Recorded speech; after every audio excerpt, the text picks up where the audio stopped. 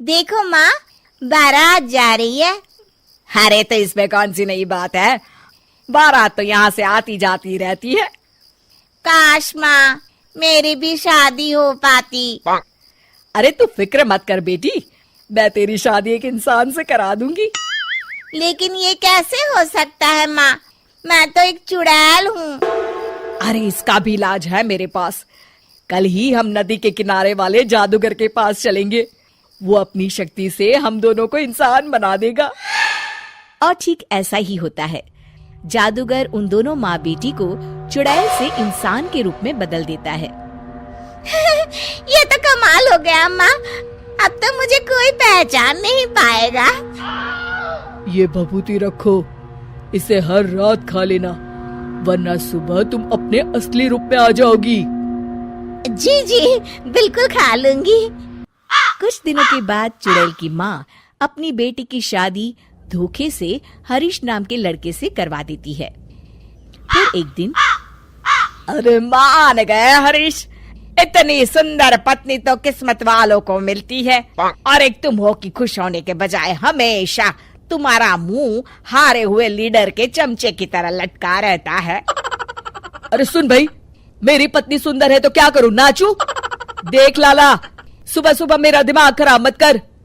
अरे वो सब तो ठीक है, लेकिन एक बात मेरी समझ में नहीं आती, तुम हर दूसरे दिन कम से कम 10 लोगों का राशन खरीद कर ले जाते हो। अरे आखिर तुम इतने राशन का करते क्या हो? तुम्हारे घर में तो खाने वाले सिर्फ 4 लोग हैं। अरे तुझे मेरे घर की बातों से क्या लेना देना, तू चुपचाप अपनी दुकानदारी कर, वरना यहाँ दुकानों की कमी नहीं है। इतना कहकर हरीश वहाँ से चला जाता है। हरीश जैसे ही घर पहुँचता है, हे भगवान, ये क्या हो गया, मेरी तो किस्मत ही फूट गई। अरे क्या सोचकर मैंने अपने बेटे की शादी करवाई थी, अरे क्या हो गया, मेरी बहू तो एक नंबर की चांडाल निकली, मुझे मेरे ही घर की नौकरानी बना दी। ए कमला, क्या बड़बड़ कर रही है? चुपचाप काम नहीं कर सकती क्या? ठीक है बहू, रो मत माँ, सब ठीक हो जाएगा। अरे ओ माँ के बच्चे, पहले ये बता तुझे घर आने में इतनी देर कैसे हो गई? अरे भाग्यवान, मैं दुकान से राशन खरीद रहा था। आखिर तुम 10 लोगों का खाना अकेले खा जाती हो, इसलिए हर दूसरे दिन राशन खरीदने जाना पड़ता है। अरे चल ठीक है। ए कमला, फटाफट मेरे लिए खाना बना, बड़ी जोरों की भूख लगी है। मैं अपने कमरे में जा रही हूँ। ए हरीश, चल मेरे पैर दबा।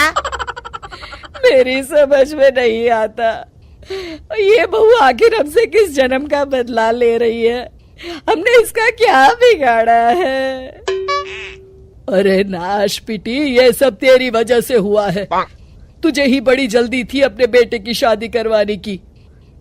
अरे तो इसमें मेरी क्या गलती है जी, जो हर माँ करती है मैंने भी तो वही किया है ना। सही तरीके से जांच पड़ताल तो कर लेती कि लड़की कैसी है, स्वभाव कैसा है। इस तरह आंसू बहाने से अब कोई फायदा नहीं, जो गलती की है अब तो उसकी सजा भुगतनी पड़ेगी। आपका ये भाषण सुनने का वक्त नहीं है मेरे पास, मैं तो चली रसोई घर में खाना बनाने, नहीं तो ये डायन मुझे ही पकाकर खा जाएगी। कमला रसोई घर में चली जाती है। इस तरह हरीश और उसके घर वालों की जिंदगी नरक बन जाती है। कुछ दिन बीत जाते हैं। फिर एक रात, आज तो खाना खा के मजा आ गया। कुछ भी कहो, मेरी बुढ़िया सास खाना एक नंबर का बनाती है। और ये कामचोर हरीश क्या कर रहा है? ए लड़के, ठीक तरह से पैर दबा। आज तो मुझे बहुत नींद आ रही है। इस तरह उस रात चुड़ैल जादूगर की दी हुई भभूति खाना भूल जाती है। अगली सुबह अपनी बगल में लेटी चुड़ैल को देखकर हरीश की आंखें फटी की फटी रह जाती है। अरे मर गया रे, ये क्या, ये भाग्यवान तुम तो एक चुड़ैल हो। तूने सही कहा हरीश, चुड़ैल हूँ मैं, चुड़ैल। अरे मर गया, अरे कोई बचाओ मुझे। इतना कहकर हरीश घर से बाहर की तरफ भागता है।